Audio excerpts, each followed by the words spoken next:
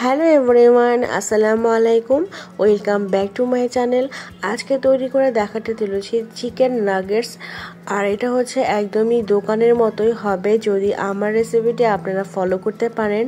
আর এটা তৈরি করে নেওয়া খুব সহজ, ঘরোয়া কিছু উপকরণে আপনারা ঝটপট তৈরি করে ফেলতে পারবেন।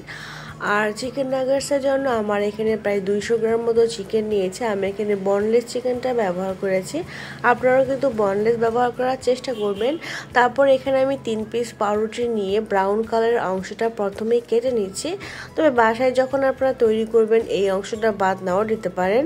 তারপর এখন একটা গ্রাইন্ডার জারে আমি 3-4টা পাউরুটি দিয়ে দিচ্ছি, তারপর গ্রাইন্ড করে নিব। তবে আপনারা কিন্তু চাইলে এটা বাসায় যখন তৈরি করবেন পানিতে ভিজিয়ে সফট করেও তারপর এই কাজটা করতে পারবেন। আমি এখানে গ্রাইন্ডারে করে নিয়েছি। আর এখন চিকেনগুলো আমি ব্লেন্ড করে নিব। তার আগে ছোট ছোট পিস করে নিয়েছি, তাতে করে ব্লেন্ড হতে অনেক সুবিধা হবে।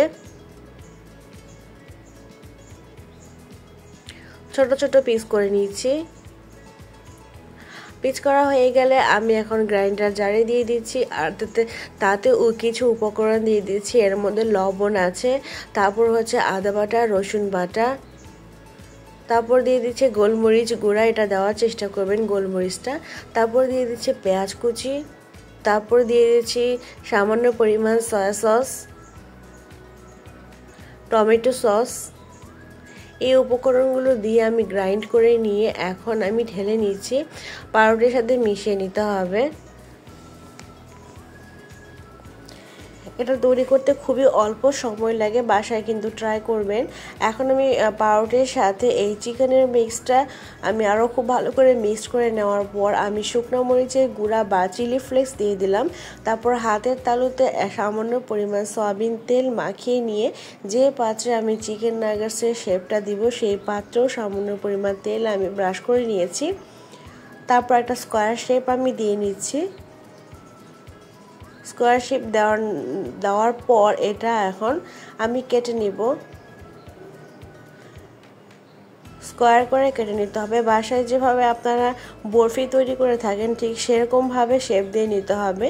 তবে আপনারা যে কোনো শেপই দিতে পারবেন, এতে কোনো সমস্যা নেই। তবে বাজারে যে চিকেন নাগেটসটা পাওয়া যায় আমি সেই শেপটা দেওয়ার চেষ্টা করেছি। এই তো সবগুলো শেপ আমার দেওয়া হয়ে গেছে। এখন হচ্ছে ভেজে নিতে হবে। আর ভেজে নেওয়ার জন্য আমি এখানে নিয়েছি একটা ডিম ফাটিয়ে নিয়েছি। তারপর আরেকটা বাটিতে ময়দা, আরেকটা বাটিতে আমি অরেঞ্জ কালার ব্রেড ক্রাম্বস নিয়েছি। হাতের কাছে ব্রেড ক্রাম্বস না থাকলে আপনারা টোস্ট বিস্কুটের গুঁড়া শিলপাটায় বেটে তারপর করে নিতে পারেন। প্রথমে ময়দাতে আমি কোট করে নিব, তারপর ডিমে কোট করে নেওয়ার পর আমি ব্রেড ক্রাম্বসে কোট করে নিয়েছি। দেখতেই পাচ্ছেন এরকম করে সবগুলো আমি নাগেটসের শেপগুলোই আমি রেডি করে নিব। এরকম করে আমি আরও একটা পিস করে নিয়েছি। আগে থেকে সবগুলো শেপ কোট করে নিলে কিন্তু ভাজার সময় অনেক সুবিধা হয়। আর এভাবে করে সবগুলো আমি তৈরি করে নিয়েছি। এখন ভেজে নিলেই হয়ে যাবে। ভেজে নেওয়ার জন্য আমি ফ্রাই প্যানটা প্রথমে গরম করে নিয়েছি, তারপর তেলটা দিয়ে দিচ্ছি। তারপর একটা একটা করে চিকেন নাগেটসের শেপগুলো আমি দিয়ে দিচ্ছি।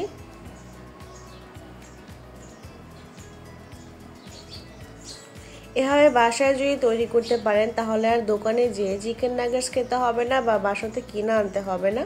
ঝটপট যে কোনো সময় তৈরি করে ফেলতে পারবেন। আর এই শেপগুলো তৈরি করার পর কিন্তু কিছুটা আপনারা ফ্রোজেন করেও রাখতে পারবেন। বাসায় কোনো গেস্ট আসলে ঝটপট ভেজে দিলেই হয়ে যাবে। আর এটা তৈরি হয়ে গেছে আমার গরম গরম চিকেন নাগেটস। এটা খেতে কিন্তু দারুণ হয়েছিল। বাসায় কিন্তু অবশ্যই ট্রাই করবেন।